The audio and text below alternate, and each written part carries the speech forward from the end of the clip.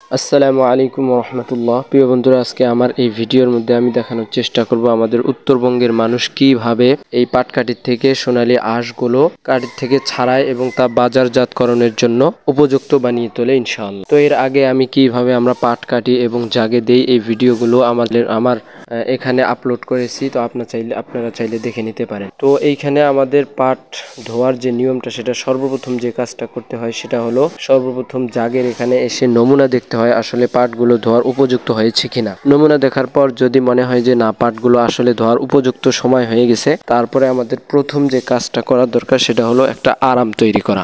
আরাম বলতে এখানে আমি বোঝানোর চেষ্টা করছি যে বাঁশ দিয়ে আমরা একটা আরাম তৈরি করি। সেটা হলো দুই পাশে দুইটি খুঁটি গাড়া হয় এবং মাঝখানে দুইটা বাঁশ বেঁধে দেওয়া হয়। সেইখানে বসে বসে আমরা এই পাটকাঠির থেকে সোনালী আঁশগুলো ছাড়াই। তো দেখতে পাচ্ছেন এইরকম আমরা এখানে দুই পাশে দুইটা খুঁটি এবং মাঝখানে একটা খুঁটি বসিয়ে আমরা সুন্দর করে আরামটা তৈরি করে নিছি। এরপরে আমাদের সর্বপ্রথম যে কাজ সেটা হলো জাগ থেকে এক একটা করে বোঝা এনে এই আরামের উপরে তুলে সুন্দর করে এই আগালটা ছড়িয়ে দিয়ে তারপরে সেখানে একটা একটা করে কয়েকটা পাট প্রথমে পাটকাঠির থেকে হাতের মধ্যে নিয়ে তারপর ওটা ছাড়িয়ে নিতে হয়।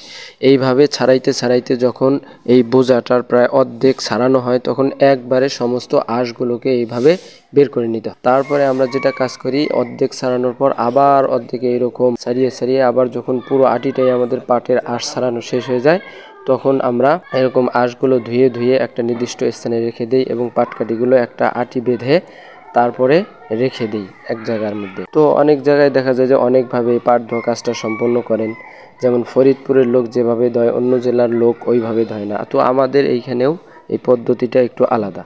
তো আপনারা দেখতেই পাচ্ছেন আমরা কিভাবে আসলে পাট ধুই। আমি তো বলতে আছি এইভাবে পাট ধুয়ে ধুয়ে যখন আমাদের পাট ধোয়া একদিনের জন্য যতটুকু পাট ধোয়া দরকার তখন শেষ হয়, তখন আমরা এই পাটগুলোকে, যেগুলো পাট আমরা ছাড়িয়ে নেই, এই পাটগুলোকে সুন্দর করে একটা করে ঢেপুর, আমরা এটাকে বলি ঢেপু, পাটের ঢেপু বেঁধে বেঁধে এইটা আমরা বাড়িতে নিয়ে যাই এবং শুকিয়ে তারপর এটা বাজারজাত করা হয়। এরপরে পাটকাঠিগুলো এইরকম করে বেঁধে বেঁধে আমরা পাটকাঠিগুলো ওইখানে রাখার পর যখন আমাদের পাট ধোয়া শেষ হয়, তখন ওই পাটকাঠিগুলো পানি থেকে তুলে উঁচু জায়গার মধ্যে এরকম দাঁড় করিয়ে করিয়ে এরকম পিল দিয়ে রাখা হয়, যাতে পানিগুলো এই পাটকাঠির থেকে ঝরে যায় এবং এর ওজন কমে যায়।